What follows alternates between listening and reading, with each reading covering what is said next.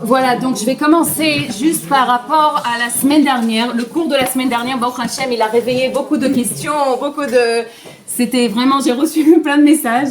Et alors, il y a des filles qui m'ont dit, je l'ai fait et j'ai gagné un silence intérieur que ça fait très longtemps que j'ai pas eu par rapport à ce sujet. Et j'étais très contente. C'est vrai que ça amène ça apaise. Voilà. Et il y a des filles qui m'ont dit, j'arrive pas, je comprends pas, j'arrive pas, je sais pas. Techniquement, je sais pas le faire. Alors, je voulais vous donner 3 étapes. Comment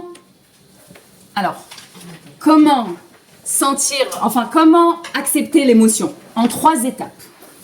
La première étape, on va identifier c'est quoi l'émotion.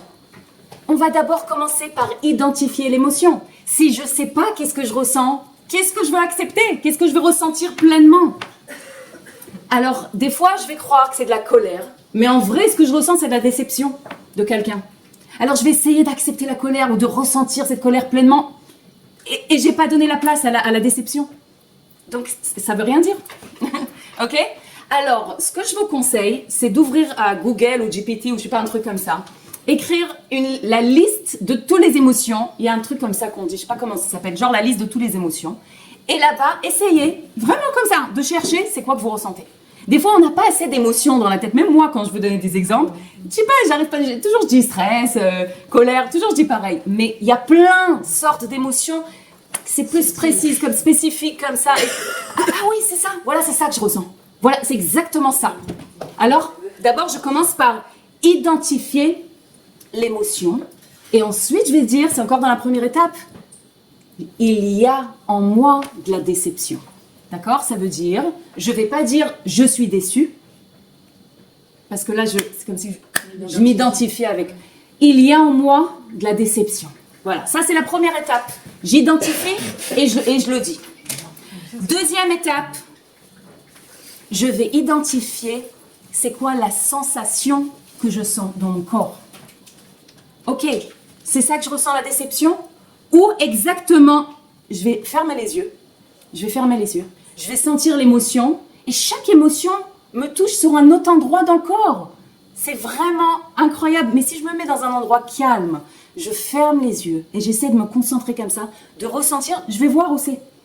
Et je vais mettre la main dessus. Si c'est dans la poitrine, je vais mettre la main. Si c'est dans le cœur, je vais mettre dans le cœur. Si c'est là, je vais mettre là. Vraiment, je mets la main. Où ça me fait mal, où ça me touche, où ça me tient. C'est hyper important. On sait que le corps, il parle. Donc s'il parle à travers ça, là-bas, c'est là-bas que ça se trouve. Troisième étape, qui est hyper important. Je l'ai dit la semaine dernière, mais j'ai l'impression que ça s'est pas vraiment entendu ou respirer.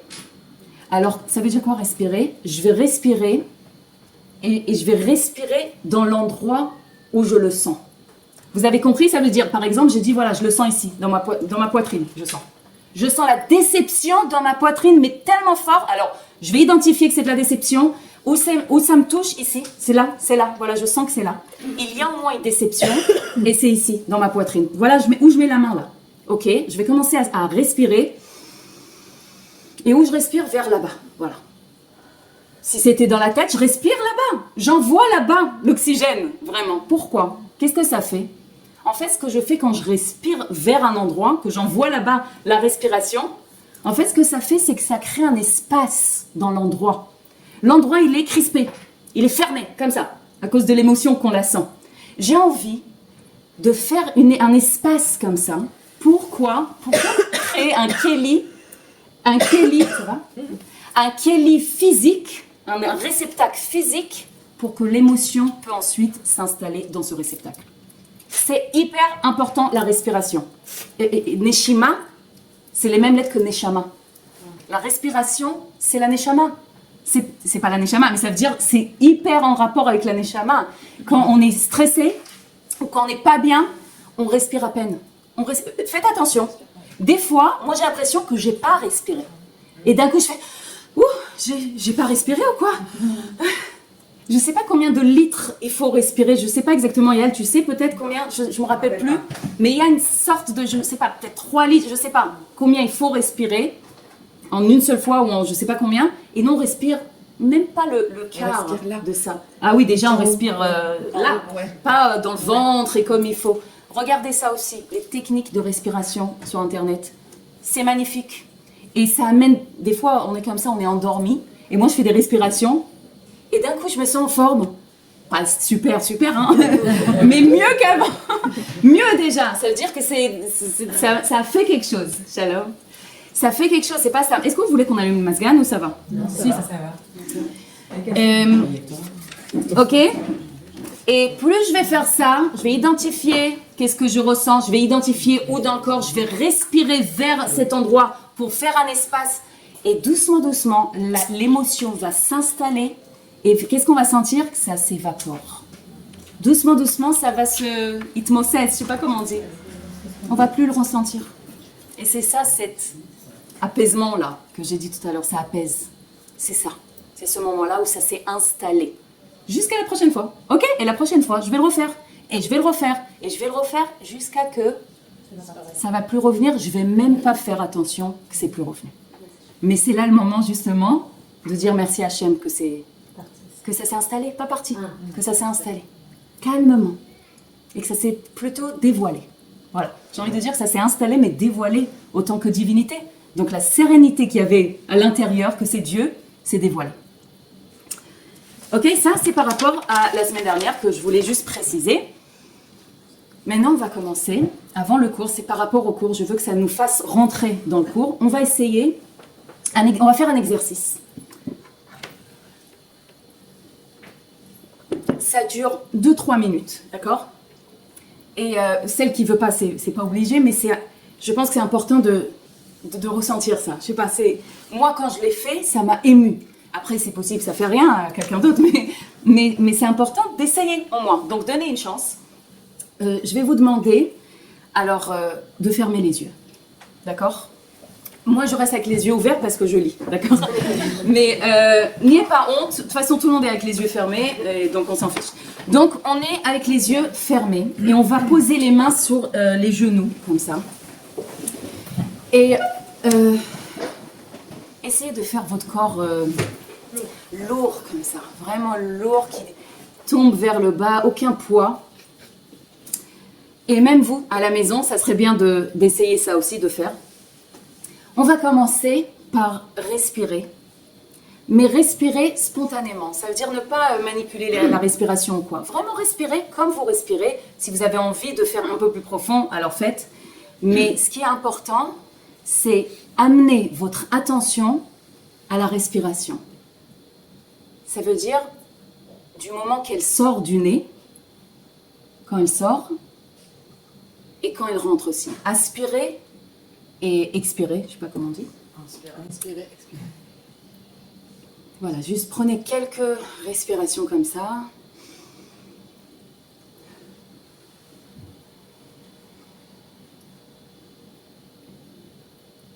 Encore une respiration, juste observez votre respiration. Maintenant, je vous demande d'amener votre conscience à votre cœur. Et je veux que vous vous posez la question, à l'intérieur de vous, qui je suis?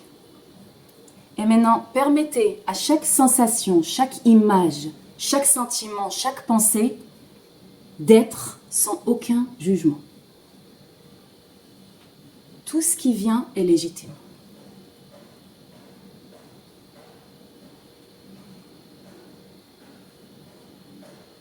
Qui je suis?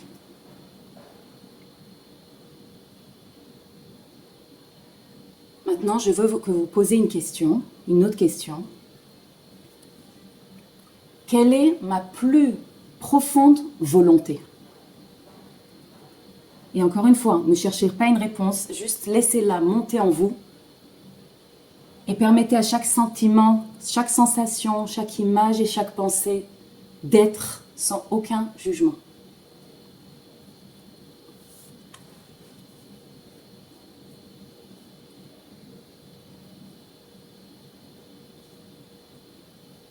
Et maintenant, posez la question. Votre conscience pose à votre cœur la question. Quelle est ma shlichut dans le monde? Quelle est ma mission dans le monde? Et permettez à tout juste d'être en vous sans aucun jugement.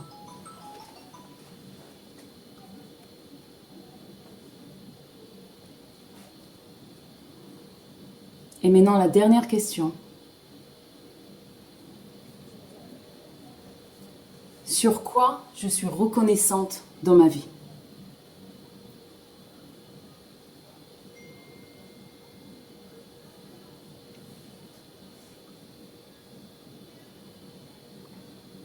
Maintenant, doucement, doucement,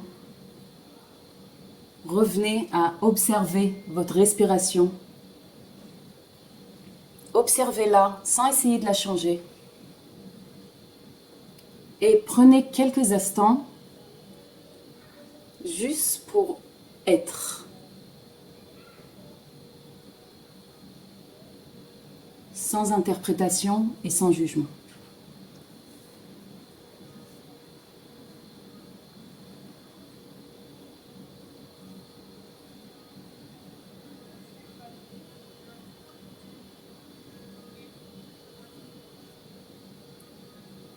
Maintenant, je veux que vous ressentez votre corps lourd.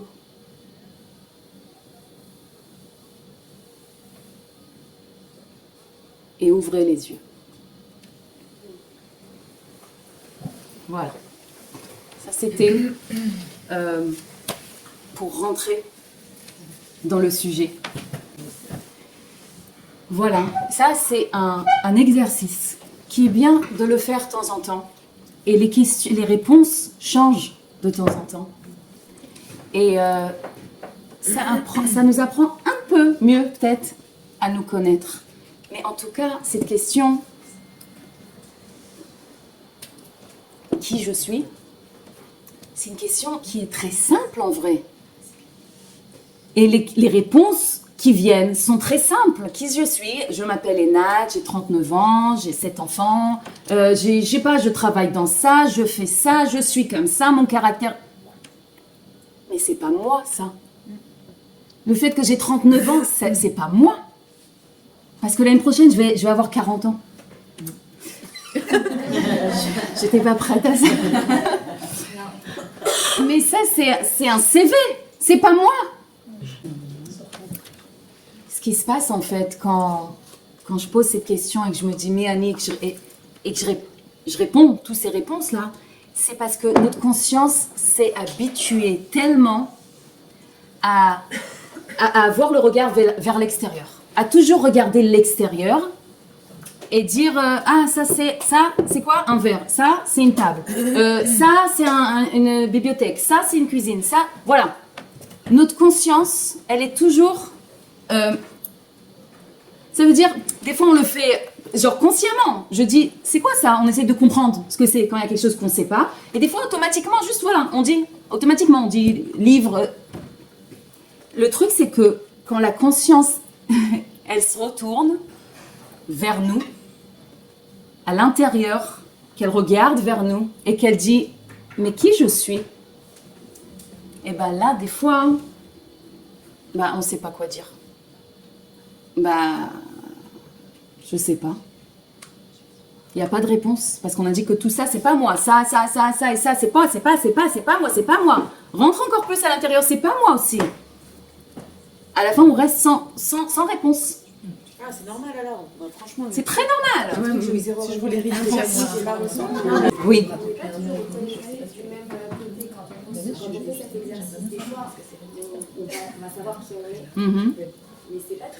Mais normalement, c'est censé être toujours la même réponse. Ou sinon, si ça change, c'est que c'est pas moi. Tout ce qui est fixe, c'est moi, et on va voir. Mais tout ce qui peut changer dans la vie, genre, comment on dit status? Ouais, marié, ça peut changer. Malheureusement. Alors, par exemple, si quand moi tu as dit qui je suis, si moi j'ai pensé je suis la mère de ceux-là, je suis la fille de ceux-là, je suis la femme de ceux-là. Oui. C'est pas toi, c'est extérieur à toi. Oui, mais tout de même ce qui est nous, ce qu'on a pensé que c'est nous, ça peut changer. Enfin, en tout cas, moi j'ai pensé par exemple, je sais pas moi, Si quelqu'un est colérique, il va penser qu'il est colérique. Ça aussi, ça peut changer.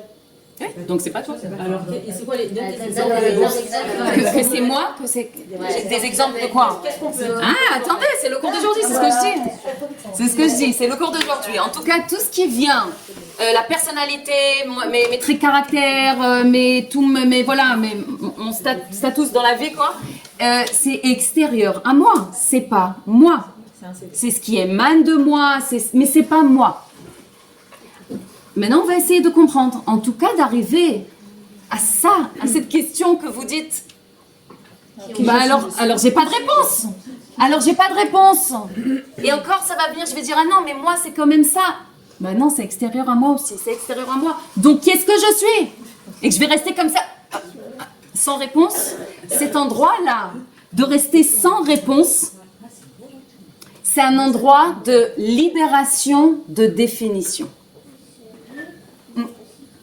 Quand je suis comme ça, j'arrive à ça, c'est magnifique.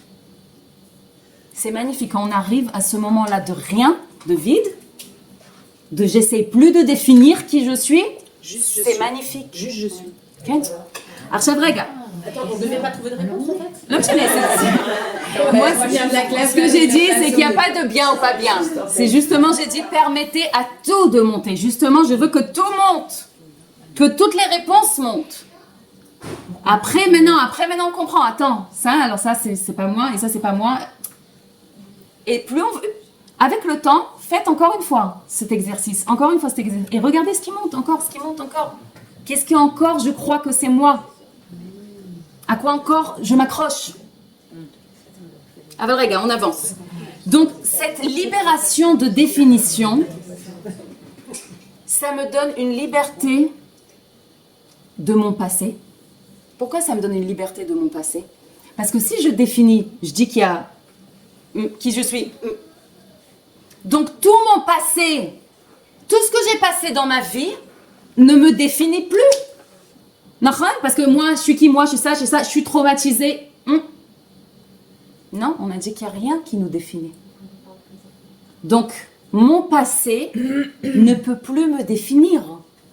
Alors, je peux arriver à une libération de mon passé. Vous comprenez jusqu'où ça va? Et qu'est-ce que ça m'amène encore? Une liberté dans la Kibaon Marshavti. Kibaon, c'est fixé. Quelque chose qui est fixé. une fixation. La rigidité, je pense. Non. Quelque chose qui est fixé, une pensée qui est fixée. Des principes. Des principes. Ah, des principes. Non, ils s'arrêtent pas. Des idées. Des préjugés, des idées fixes. Bon. Ah, des fausses croyances, on peut dire. Ok. Des fausses, parce que des croyances, c'est pas vraiment des pensées. L'homme échané, des fausses croyances, des pensées fixes qui bougent pas sur ce que je crois que je suis. Des fixations. Ça veut dire que ça me donne une liberté aussi de tout ça. De comment je me perçois. Voilà, j'ai des étiquettes que moi j'ai mis à moi-même, ok, ou que je pense que les autres ils m'ont mis, mais c'est moi qui m'ai mis à moi-même. Donc ça me donne une liberté aussi de toutes ces étiquettes. Je suis paresseuse, je suis lente, je suis pas assez intelligente, je suis courageuse, je suis même des trucs bien, oui. Tout ça c'est des étiquettes qui me définissent, qui je crois qui me définissent. Que avec ces étiquettes, c'est comme ça que je me perçois, moi. Ouais, parce qu'on s'y accroche. On s'y accroche totalement. Vous savez ce que c'est en hébreu? On dit perception, on dit tfissa. Tfissa, c'est achiza. Je m'accroche, je tiens, je m'accroche. C'est ça tfissa. En hébreu, perception, c'est que je m'accroche à ça. Ça vient de ta fousse aussi, t'es bloqué. Et? Ça vient de ta fousse, t'es bloqué. De quoi? Oui. Mamache. Pourquoi c'est soi-même qu'on se les... Voilà, je vais répondre à tout. En fait, pourquoi alors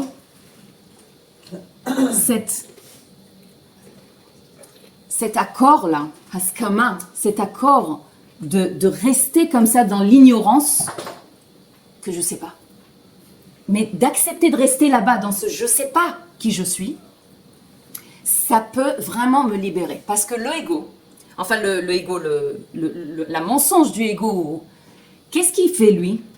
Il a un besoin de tout définir. Lui, il veut tout savoir, justement. Il veut tout savoir, tout définir. Lui, ce qu'il sent, Et ce qu'il nous raconte, c'est qu'on est séparés de Dieu, du monde, de l'autre. On est séparés, on est dans la séparation et on n'est pas connecté à la source. Voilà ce qu'il nous raconte. Donc il a un besoin de tout savoir, de mettre des étiquettes sur tout et surtout nous dire, écoute, toi c'est ça. Et le fait qu'il dit toi c'est ça, c'est qu'il me sépare des autres, qu'il me sépare du monde, qu'il me sépare d'Hachem. Voilà ce qu'il fait, voilà comment il fonctionne.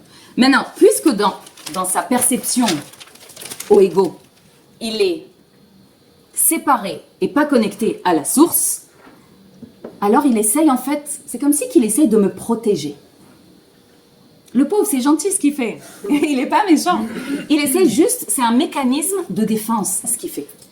En fait, comme il est arrivé à cette conclusion-là, que on est séparé et on n'est pas connecté à Dieu, alors dans ce cas-là, j'ai besoin moi seul de tout résoudre.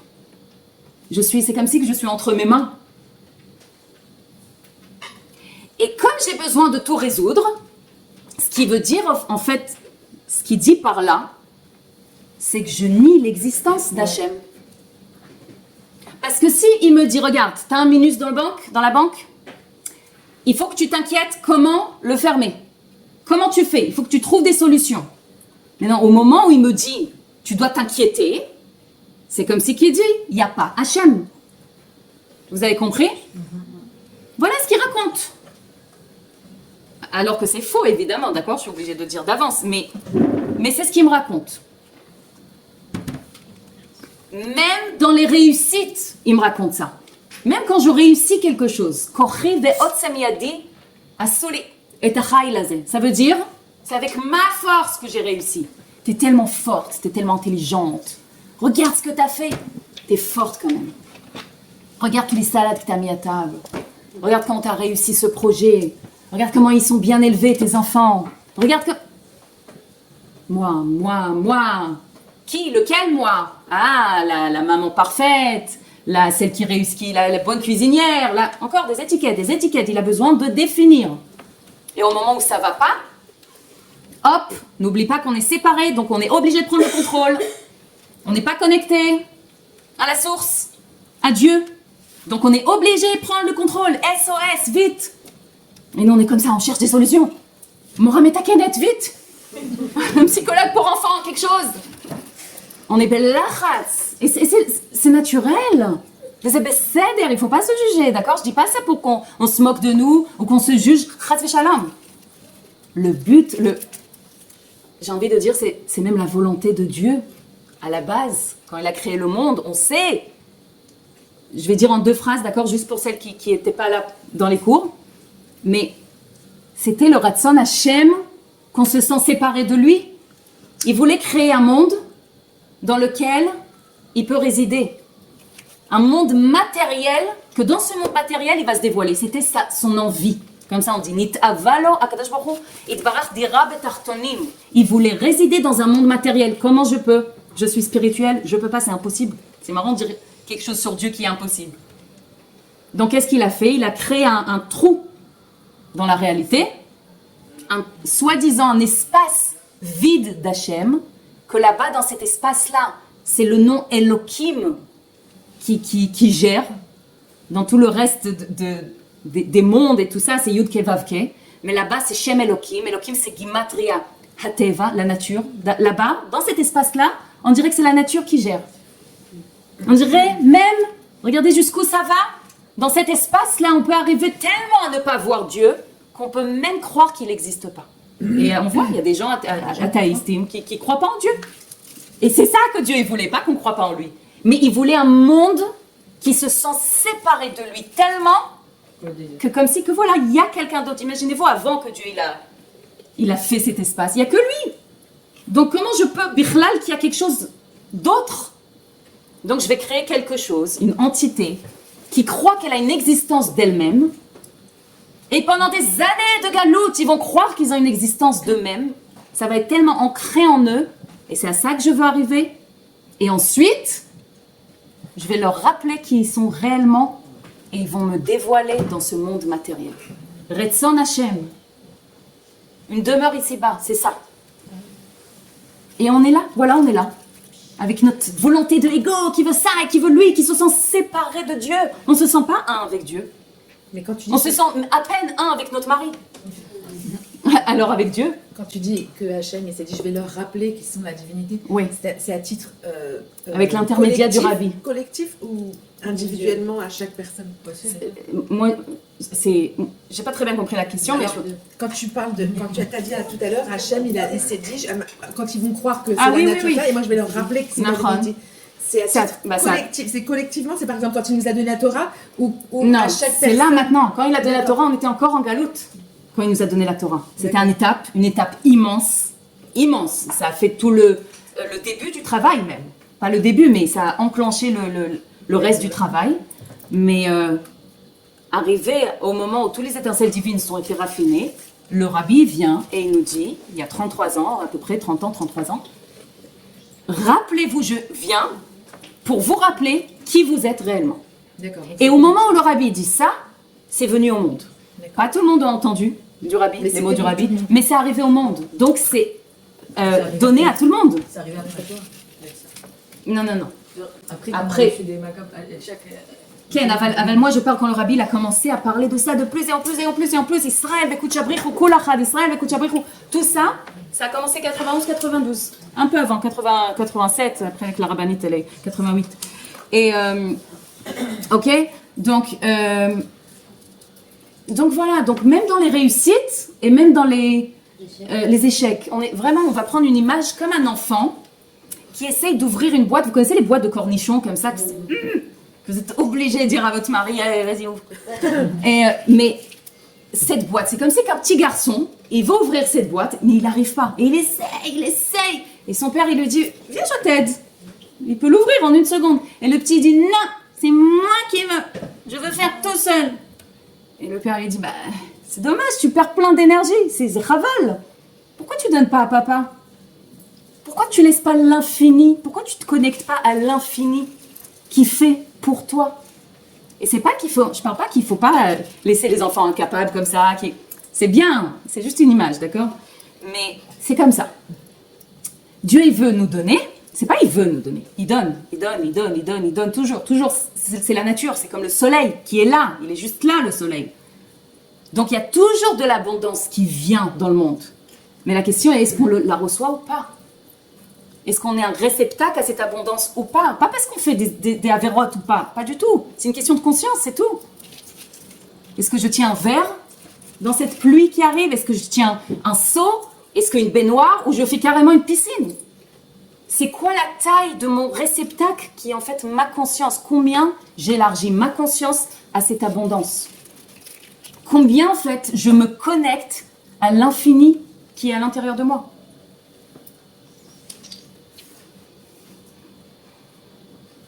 Et une partie de comprendre c'est quoi cet infini que je suis, c'est ne pas savoir. Comme on a dit tout à l'heure. Je ne suis pas censée savoir. Je suis censée juste être et laisser Dieu faire à travers moi. Juste être. Mais dans toutes ces définitions, empêche Dieu de faire à travers moi. Et justement, quand je fais ce lâcher prise là, genre je fais je respire comme ça et je laisse toutes les étiquettes partir de moi, comme des autocollants comme ça que j'enlève, des paillettes, ouais, que je nettoie et que je laisse en fait une place à Dieu. Lui, il est là toujours. Ouais, c'est pas que j'ai besoin de lui faire une place, mais dans ma conscience, je lui fais une place. Alors là, Hachem, il commence à travers moi. Par contre, quand je m'accroche, c'est comme si qu'il n'y a pas de la place à Hachem. Ok. Donc, cette identification, je suis obligée de dire aussi que je laisse Hachem faire à travers moi, mais en même temps, je dois agir dans le monde. C'est comme un paradoxe, mais c'est l'infini dans le fini. Ok? C'est tout le contraire du début de la vie, en fait. Ça veut dire? C'est-à-dire, dès que tu viens dans ce monde, t'es enfant. C'est marrant, je parle de ça maintenant. On dirait que tu connais le cours. T'as pas vu? Tes questions, ça me prépare. C'est bien, ça prépare. Ça, quand tu rentres dans C'est une fait école, des- un enfant, tout le temps, il est comme ça, il est comme ça, il est comme ça, on est comme ça, on est comme ça. C'est une vie. C'est-à-dire, on nous met dans des cases. dans des cases Ouais. tout de suite. Mais c'est même j'ai envie de te dire, c'est une conscience collective de tous les années de la galoute, de tous les neshamot depuis tous les années de la galoute. C'est ancré en Un nous. enfant qui rentre dans une école et qu'on va donner des Mhm. directives comme ça, on lui dit aujourd'hui tu dois laisser la place parce que tu n'es que toi. Nahon. Tu comprends ce que je veux dire? Nahon. Alors, Mais c'est ce que Dieu il voulait. Alors qu'il faut qu'il rentre dans un mouvement, il faut qu'il reste comme. Déjà, on peut commencer déjà à dire aux enfants ça. C'est ça. On peut commencer à dire aux enfants tout ce qu'on dit, tout ce qu'on dit. Qui tu es? Lui poser la question qui tu es. Il va te dire le nom d'abord. Après, quel âge il a? Après, il va dire j'aime ça, j'aime la couleur rouge, j'aime. Après, tu lui dis mais demain tu peux aimer la couleur bleue. Donc c'est peut-être pas toi. Et l'année prochaine tu auras 5 ans, donc c'est peut-être pas toi. Et après, il va rester sans rien. Et tu vas lui dire tu vois là, à ce moment-là où tu n'as plus rien à dire, là c'est Dieu à travers toi. Sache que n'importe quand tu veux, tu peux laisser Dieu faire à travers toi. T'as un mifran, t'as peur, même si t'as peur, laisse Hachem faire à travers toi le mifran. J'apprends pas. Et ben c'est ce que j'ai dit tout à l'heure. On laisse Dieu faire à travers nous, mais il faut agir dans le monde. Agir dans le monde, c'est j'étudie pour le mifran. Je révise le mifran. Vous avez compris? Ouais, ça c'est la phrase qui est obligée. Ça rejoint Ok, donc quand je m'identifie avec le ego, l'âme animale, la petite fille à l'intérieur de nous, ok, quand je m'identifie avec elle, en fait, ça masque sur l'infini qu'on est. Pas shoot, ouais, on limite. C'est comme ça qu'il y a ou ça. On va voir dimanche dans le panier, on va apprendre cette semaine pourquoi c'est ou ça. Mais en fait, ça masque sur notre vraie identité. Alors voilà, justement, pour répondre à la question, quand on était au début dans le ventre de notre mère, eh ben, on vivait avec cette conscience de 1. On vivait cette conscience de 1. Tellement on vivait avec cette conscience de 1 que ça se reflète dans la réalité et on fait vraiment 1 avec notre maman. Dans la réalité, voilà, je fais 1 avec quelqu'un, physiquement. Sauf qu'au moment où il y a la naissance, ok, dès qu'un bébé est né, il commence à comprendre et à observer qu'il y a lui. On voit des bébés des fois qui regardent leurs mains. Il fait ça et il commence à regarder. C'est quoi? Et il commence à dire c'est ça mes. Comment on dit mes contours, mes limites. Des limites de... Ah ça, jusqu'ici c'est moi. Jusqu'ici c'est moi. Il commence à comprendre en fait qu'ils ont une limite et qu'ils sont pas un avec toute la réalité. Au début, il le vit comme ça. Arshav, plus on grandit et plus on commence, voilà ça répond aussi à la question, plus on commence à comprendre c'est quoi notre caractère, c'est quoi notre personnalité, comment on est, qui on est. On commence à se mettre des étiquettes, doucement. Quitte à lève, bête. Ça veut dire on croit à ça, par exemple, on croit à quelque chose que quelqu'un nous dit. Oui, c'est vrai. On commence à cueillir comme ça des fausses croyances.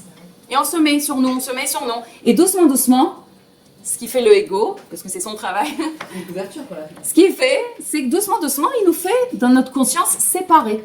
On n'est jamais séparé. Même quand on croit qu'on est séparé de Dieu, Yehudi lo yachol velo rotzel itnatek me'elokut afilu lo lerega echad. Un juif, il ne peut pas, et il veut pas, même quand on dirait, il y a des gens qui disent je suis plus religieux, je suis plus juif, je suis plus... Un juif, il ne peut pas se convertir à l'islam ou... il peut pas, même s'il fait des trucs, je sais pas quoi, des cérémonies, je sais pas, il ne peut pas. C'est son essence, c'est pas quelque chose qu'on peut changer. Encore une fois, qui je suis, et ben ça, être juif, par exemple, c'est toi. Ça peut pas changer. Voilà une réponse.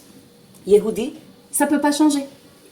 Pourtant, un goy, il peut se convertir, mais un juif, il ne peut pas changer. Ok, donc... Et je commence comme ça à m'éloigner de moi-même, de plus en plus.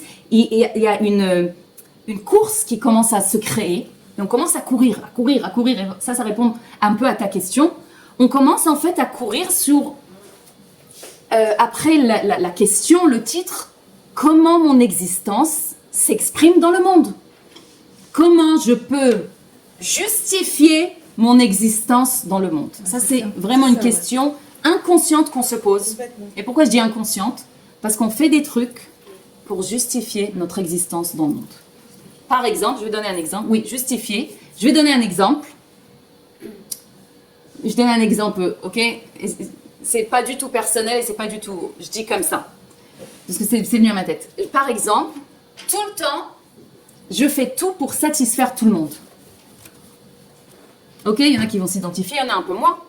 Mais je fais tout pour faire plaisir à tout le monde, pour satisfaire tout le monde. Pourquoi je fais ça? Si je vais m'arrêter une seconde et je me dis, mais des fois je suis KO, je ne peux pas, c'est pas possible, ça vient sur le compte de mes enfants ou sur le compte de ça. Pourquoi je dis? Et quand même je fais, et quand même je fais. Et peu importe combien je vais dire, stop, je fais plus. Allez, la prochaine fois je vais dire non, je vais refaire. Macara, pourquoi? Parce que inconsciemment, je sens que j'ai besoin de justifier mon existence sur Terre. Donc je me suis mis comme une condition que si je remplis cette condition, j'existe. Ou sinon, j'existe pas. Donc ma condition va être par exemple cette femme. Si tout le monde est content de moi, j'existe. Imaginez-vous qu'avec cette condition, elle se promène dans le monde depuis qu'elle est petite. Imaginez-vous combien d'énergie elle va dépenser pour satisfaire tout le monde. Si tu ne satisfais pas, Et si je satisfais pas quelqu'un, ou même par exemple j'ai essayé, mais lui il n'est pas content, je peux pas respirer. Je ne peux pas respirer physiquement, je parle. On a l'impression de mourir parce que pourquoi? C'est quoi le narrative? On dit narrative en français? L'histoire. C'est quoi le narrative? Pourquoi vous changez tout? Narrative, ma belle. Narrative, ok? Depuis que je suis petite, j'ai ce narratif que le ego il me raconte. T'es obligé. Obligé. Regarde, comme tu es obligé de respirer, tu es obligé de satisfaire tout le monde. Pourquoi? Ou sinon tu meurs. Et on ne parle pas d'une mort physique, d'accord? Mais c'est une mort de tout ce que je perçois que je suis. Ça veut dire que si quelqu'un ne va pas être content, eh ben je vais tout faire jusqu'à qu'il va être content. Et je ne vais pas laisser ça passer comme ça. Ça vient d'où? Ça, c'est quoi la source de ça? C'est le ego. C'est le ego, c'est l'âme animale. C'est l'âme animale qui, en fait, c'est marrant parce que c'est incroyable, parce qu'on a l'impression qu'elle existe. On a l'impression que le ego, il existe, mais imaginez-vous que le ego, c'est qu'une perception. C'est qu'une perception, le ego. Ça veut dire, c'est pas qu'il peut mourir, il peut pas mourir, il n'existe même pas. Mais pourquoi il s'exprime plus rapidement que la divine? Parce qu'il a pris le... Il a pris le dessus, on dit? Le dessus. Dessous? Dessus. Il a pris le dessus. Au début, c'était l'âme divine, c'était le plan. Enfin, c'était pas le plan, en vrai. Mais le plan, c'était que, en fait, le rôle du ego, de ce qu'on appelle l'âme animale, le rôle de l'âme animale, c'est faire vivre le corps. Pour que le corps, il ait la force à exprimer la neshama. À la base, c'était le plan. Sauf que l'âme animale, elle a trop pris. C'était à la base la reine, on dit la reine, c'était l'âme animale, l'âme divine. Et la servante, c'était l'âme animale. Et du coup, elle a pris, elle est devenue la reine. Et on lui donne à elle tellement une importance qu'on a l'impression qu'il n'y a que elle qui existe. Et je viens de vous dire, elle n'existe même pas. Elle est là uniquement pour nous donner de la vitalité, à faire bouger le corps, à vivre. Elle nous donne une force, hein, elle est très importante. Donc elle existe. Mais c'est... Oui, elle existe, encore une fois, c'est pas une existence. C'est une conscience, c'est qu'il ou. Mais une âme, c'est une âme. Enfin, on parle de l'âme animale et de l'âme divine. Et nous, en tant que Benyonim, à chaque seconde, microseconde, on doit choisir et dire, ok, il y a mon âme animale qui me raconte cette histoire, il y a mon âme divine, je choisis l'âme divine. C'est ça le... Donc c'est... Mais est-ce qu'elle existe autant que quelque chose qui peut mourir? En vrai, il n'y a rien qui peut mourir. Même le corps, il ne peut pas mourir. Si la conscience, elle est éternelle, d'accord? Si la conscience, elle est éternelle, parce qu'elle était là avant qu'on est venu, elle va être là après que quelqu'un il s'en va. Et le corps, il n'a jamais vraiment vécu. C'est juste l'âme animale qui fait vivre le corps. Le nefesh, c'est quoi qui meurt exactement? Donc la conscience, c'est la neshama, c'est ça que tu dis? La conscience, c'est la neshama, oui. C'est l'infini, quoi. Et le nefesh, L'âme animale, c'est pas le corps. L'âme animale, c'est pas le corps. c'est juste la vitalité. C'est la vitalité qu'il y a au corps. D'accord. Et donc quand la neshama, elle sort du corps, le corps, il peut plus bouger. Mais il n'est pas mort. Donc c'est la neshama. Il est jamais Il a jamais vécu. de lui-même, le corps, il a jamais pu... Donc l'ego, il n'est pas indépendant de la neshama en fait. Non, il peut pas exister quelque part sans le corps et sans la neshama. Il existe juste autant qu'on le laisse exister. Exactement, c'est une très belle phrase. C'est ça. Il est là, il a un rôle important. Mais son rôle, c'est son rôle. Il ne faut pas mélanger les choses. Et Nat, comment on arrive à distinguer quelque chose qui n'est pas bien, ou que c'est l'ego qui contrôle, par exemple, comme tu as dit, vouloir satisfaire tout le monde. Oui. On pourrait prendre ça pour Quelque chose de positif, pour je précède. Bah, c'est très bien ce que tu dis, parce que cette condition qu'on se met, c'est un moteur pour nous qui est très bien dans la vie. C'est quoi qui est pas bien? C'est indépendance qu'on a. Non, c'est dépendance qu'on a à cette chose. Par exemple, si je me dis, j'ai besoin, par exemple, que tout le monde soit content. Alors, qu'est-ce que je vais faire? Je vais amener de la simra à tout le monde. C'est quelque chose qui est bien d'amener une simra à quelqu'un. Mais si la personne, elle n'est pas contente et moi, je suis ficha là, je comprends que je dépends de ça. Donc, amener de la simra à tout le monde. Là, maintenant, allez. Simra, très bien. Ah, t'es pas simra. Bon, ça va. Oui et non, c'est pareil. Moi, j'ai fait. Maintenant, il est content, il n'est pas content. Pour moi, ça ne me bouge rien à l'intérieur. Ton but, c'était quand même de le rendre content. C'est pour ça que je dis, c'est un moteur. C'est normal que tu sois déçu à ce moment-là. C'est un moteur qui peut m'amener dans la vie, par exemple, à ouvrir un truc de chesed. Un truc, un betamrouille, ça donne, on donne de la nourriture aux gens. Ça peut me faire un moteur dans la vie. Non, il y a quelqu'un qui peut, par exemple, ouvrir ce truc, ok? Et si ça marche pas, ou s'il y a des problèmes, ou si quoi, eh ben il est, mais pas bien du tout, parce que je peux pas, c'est mon existence, ne me prends pas. Ou par exemple, ouvrir un truc de chesed comme ça. Et après, il y a quelqu'un d'autre qui prend genre le lead. Voilà, le nom, le titre, je sais pas quoi. Il peut le faire par Est-ce que tu peux le faire comme ça? Sans que personne sache, sans que... Si tu peux le faire, tu ne dépends pas. Si ton but c'était que, non, je peux pas, il faut que j'existe à travers ça, donc je suis obligée. C'est d'avoir la reconnaissance. L'ego, c'est pour nourrir. Non, elle est rentrée, c'est pas fermé? Non, elle est dehors. Ah, ouais. Vous avez compris? Archav, juste j'ai besoin de vous dire que le résultat direct du sentiment de séparation de Dieu qu'on ressent, que le ego il nous fait ressentir, le résultat direct c'est de la solitude. Non, c'est la solitude. C'est le besoin. Non, j'ai dit que c'est quoi les résultats qui viennent? Les conséquences, voilà. C'est quoi les conséquences qui arrivent quand on se sent séparé de Dieu et pas connecté à la source de tout? C'est qu'on sent une solitude. C'est qu'on sent un besoin existentiel de courir après le bonheur, après la matérialité, après un sens à ma vie. Ouais, on est insatisfait. On est jamais. Insatisfait. Ça veut dire insatisfait. Oui, parce que c'est comme une passoire. C'est comme une passoire. Toujours au-dessus. Je veux toujours ça finit. Je remplis, ça finit. Et insatisfait. Donc ça peut jamais vraiment se remplir, c'est une illusion, ça se remplit pas vraiment. Elle dépend de l'extérieur des choix. Et même un petit peu plus loin, je sais pas, par exemple, l'ambition dans la vie. C'est très important. Mais oui, Est-ce que je dépends de ça ou pas? Oui, mais alors, est-ce que vraiment c'est censé être important? Puisque concrètement, l'ambition, il y a quelque part un côté insatisfait. De l'ego. Oui, c'est bien que ça commence, parce que c'est un moteur. On a dit que l'âme animale, Parce que normalement, si on est. parce qu'il faut avancer dans la vie et il y a des choses à faire, on a une shlichut dans la vie. Mais là, toi, tu parles dans ton cas, t'es une shloura. Non, je parle de tout le monde. Même, par exemple, rien que on a des enfants à la maison, c'est une shlichut. Comment ça? Je dois tenir une maison, je dois faire ça, c'est une shlichut. Donc, pour ça, j'ai besoin d'avoir un moteur qui me fait réveiller le matin. Donc, ce moteur, il est bien. Et c'est pour ça qu'il existe. C'est pour ça qu'il existe dans le ego. Ok? Mais c'est important de ne pas dépendre de ça.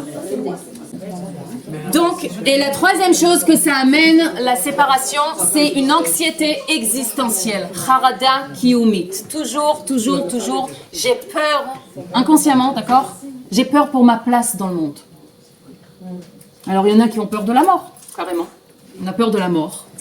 Quand on a peur de la mort, quand on ne comprend pas c'est quoi l'existence et c'est quoi la vie. On a fait déjà un cours entier sur ça, on ne va pas rentrer dans ça. Mais cette course-là, de toujours courir et d'essayer de remplir de l'extérieur, évidemment, de l'extérieur toujours, Ça épuise. Et des fois, on finit des journées épuisées. On est épuisé parce qu'on se dit, c'est pas possible. Jusqu'à quand? J'ai lu un yom-yom. Vous savez, il y a le petit livre du rabbi, le yom-yom qu'on dit tous les jours comme ça. De Hey Beya. C'est l'anniversaire de mon père. Mais c'est aussi Yom Ha'atzmaut. Bon, ça veut rien dire, mais ça veut rien dire, c'est pas par rapport à ça. Ah ouais. Neshama yoredet laolam, vechaya 70-80 shana, בשביל לעשות טובה ליהודי בגשמיות ובפרט ברוחניות. לעשות טובה אחת, שכחתי את המילה אחת, c'est le plus important. Ça veut dire comme ça, et ça c'est le rabbi qui amène au nom du Baal Shem Tov, c'est le Baal Shem Tov qui a dit ça. Une Neshama, elle vient dans ce monde pour 70-80 ans, comme ça le Baal Shem Tov dit, pour faire une seule tova, je sais pas comment on dit tova, une bonne action, mais pour quelqu'un, d'accord? La sot tova le yehudi, tova achat le yehudi. Ça veut dire on vient ici dans ce monde pour pouvoir faire une bonne action à quelqu'un d'autre. Le rabbi dit matériellement, le Baal Shem Tov, et surtout spirituellement. C'est-à-dire si on met à quelqu'un les tefillin par exemple, c'est spirituellement. Donc on lui dit un truc qui lui fait prendre conscience de quelque chose. Maintenant, à part le sens simple de cette phrase qui nous montre la grandeur de chaque action, si on est venu même juste pour un truc, ça y est. On est venu sur Terre, même pour un truc, c'est chavette, c'est quoi. Mais non, mais la question c'est ça, c'est qu'après, une fois qu'on l'a fait, on part. Non, pas du tout. Pas du tout. Mais ce qui veut dire le Baal Shem Tov, c'est même si t'as fait que une, Tayenu. Non, voilà. Donc je sais pas c'est quoi laquelle. Bah ouais, parce qu'il y a Mais il y a quelque chose d'autre aussi qu'on peut comprendre de cette phrase. Écoutez, de vouloir un sens à notre vie, c'est très important, c'est magnifique. Ça peut même nous amener à faire des choses magnifiques, avoir cette volonté d'avoir un sens à ma vie. C'est beau, c'est bien. Mais, c'est quoi le problème? Quand on commence en fait à transformer ce sens à ma vie à une condition d'existence. Et on cherche toute la journée et toute notre vie, on court pour trouver un sens.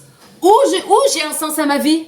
On se sent vide, des fois, c'est pas possible. J'ai besoin de chercher quelque chose, un endroit où on a besoin de moi, où je vais être utile, où je vais être... C'est pas possible de rester comme ça. Il y en a qui tombent dans des dépressions, et surtout des hommes, d'accord? Parce que ça touche vraiment la source de vous rappeler, je sais pas si vous vous rappelez, de l'homme. Mais même des femmes, hein.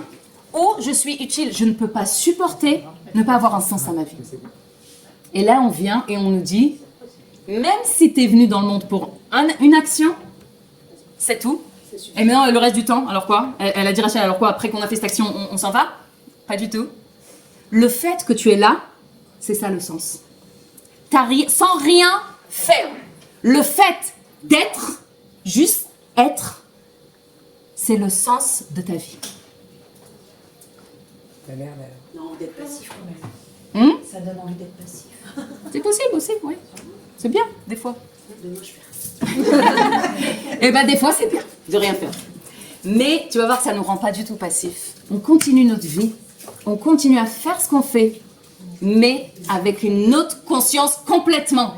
Et pourquoi ça suffit juste d'être? Le fait que je suis, pour Dieu, ça suffit. J'ai rien besoin de faire, j'ai rien besoin de prouver, j'ai pas besoin de justifier mon existence. Le fait qu'Hachem il m'a mis dans ce monde, c'est qu'il veut que je sois, juste sois. Nous maintenant on commence à faire n'importe quoi et on commence à croire que je sais pas assez, juste d'être, pas du tout. Il faut que je fasse ça et que je fasse ça et que. Mais ouais, mais vraiment. D'accord.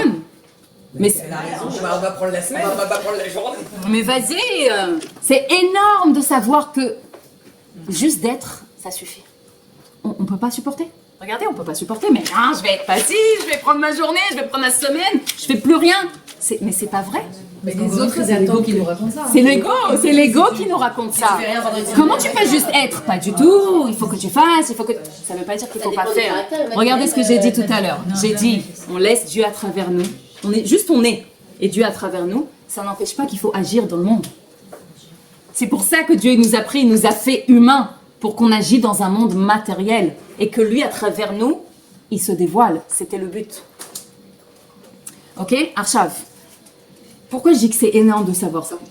Parce qu'il y a des femmes qui portent en elles énormément de culpabilité, énormément de remords sur des choses qu'elles ont fait dans le passé, ou des choses qu'elles font et qu'elles sont sûres que Hachem est en colère contre eux, et Hachem il n'est pas content d'eux, et que Hachem il les a pas pardonnés. Sauf que quoi?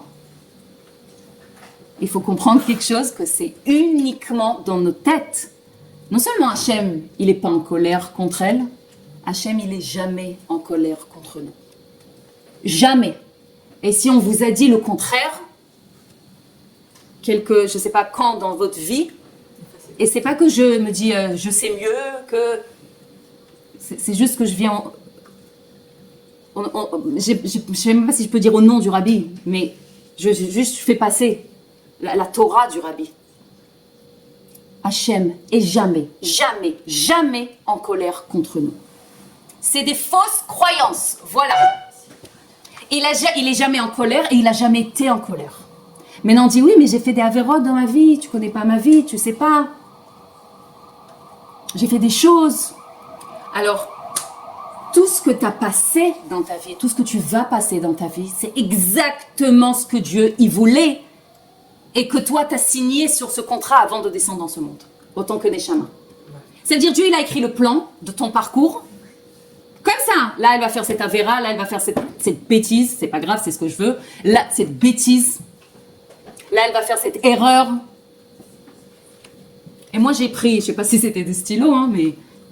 Et j'ai signé, oui, je suis d'accord de faire passer ça et de faire passer... Pourquoi? Parce que c'est le Ratzon Hashem. Mais il est où le libre Parce que arbitre? c'est le but de la création. Pourquoi? Je vais dire quelque chose que j'ai dit aujourd'hui à une fille. Akadosh Baruch Hu, il voulait une demeure ici-bas et pour ça, il a besoin de nous. Donc voilà, il prend, je dis ça un nom, d'accord? Mais il nous prend en fait, et nous on est la demeure. Nous on est la demeure ici-bas, et à travers nous il se dévoile dans le monde. Ok, donc il prend Sarah. Il n'y a pas de Sarah ici, non? J'étais sûre que tu allais dire ça. Ok, peu importe. Il prend Sarah, et il dit voilà, elle, Sarah, à travers elle, je vais passer ce parcours. Et dans ce parcours, elle va faire ça, après elle va aller là, après elle va faire ça, elle va se marier avec lui, après elle va avoir cet enfant, elle va faire truc, elle va faire ce travail, elle va faire... Et dans le chemin, il y a des erreurs, il y a des avérotes, il y a des trucs, mais c'est ça que Dieu voulait. Pourquoi à la fin de ce parcours, pas à la fin, à la mort, qu'à un moment dans ce parcours, cette Sarah elle-même qui travaille toute sa vie pour faire bien, elle va dévoiler en fait que tout ce temps-là, c'est Dieu à travers elle qui fait. Et que arrive un moment où ça y est, je veux plus de ce masque de ce que je crois que je suis. Il faut que je me rappelle que c'est Dieu qui s'exprime à travers moi. Et pareil comme ça pour tout le monde. Voilà, il va prendre les nattes et à travers moi, il va faire ça, et ça, tout mon parcours. Que ce soit du bien ou du mal. Du bien ou du mal. Parce qu'il n'y a pas du bien et du mal. C'est que des jugements que nous les humains. Après, il y a du bien et du mal. Il y a la Torah et il y a ce qu'il faut faire et ce qu'il ne faut pas faire. Non, C'est mais dans justement, notre c'est ça. conscience, C'est Dieu, il nous a donné la Torah pour savoir comment il faut vivre. Mais si on n'a pas fait quelque chose, Chava aussi, elle a mangé. Mechet et Tzadat. Pourtant, c'est Dieu qui l'a poussé à fauter. Dieu, il n'a pas dit, ne mangez pas de l'arbre de la Chet et Tzadat. Quand vous allez manger, c'est-à-dire, il savait Dieu qu'ils allaient manger. Ça veut dire en fait quand je me demande de faire des mitzvot, c'est juste pour être connecté à lui, pour pas avoir de scission avec lui justement. Les mitzvot, c'est pas pour Dieu. Les mitzvot, c'est pour faire un. C'est pour nous. C'est pour nous. Shabbat, c'est pour nous. La Torah, c'est pour nous. Tout, c'est pour nous. Pourquoi pour nous? Parce qu'avec la tfila, on fait un avec Dieu. Quand on est avec cette conscience, on fait un avec Dieu. Les mitzvahs, milchon, savta, vechibur, on fait un avec Dieu. On peut faire Torah et mitzvot séparés de Dieu, complètement. Mais c'est pas le but, c'est pas ce que Dieu il voulait. Alors, juste, je vais finir ça. Regarde, une seconde, je finis ça et après je... Et chacune, elle a une shlichut dans le monde. Parce que chacune, elle a un parcours qu'elle doit passer. Et ce parcours, c'est sa shlichut. Voilà, t'as dit, c'est quoi la shlichut? Toi, t'es shlichut et tout ça. Ton parcours, c'est ta shlichut. Mais ta shlichut, c'est de ne pas oublier que tout ce parcours, c'est en fait Dieu qui s'exprime à travers toi. Notre shlichut, c'est dévoiler Dieu dans ce monde. Notre shlichut, c'est de dire stop. Jusqu'à maintenant, je croyais quelque chose, maintenant, je sais quelque chose d'autre. Et Be'avat Israël, il faut partager avec celui qui veut. Ok, quelqu'un qui veut pas entendre, on va pas le forcer. Mais comment ça s'exprime, comment on le fait, comment on fait cette shlichut, comment on dit stop, je veux vivre que Dieu. Voilà, juste être. Et avec ça, je vais finir.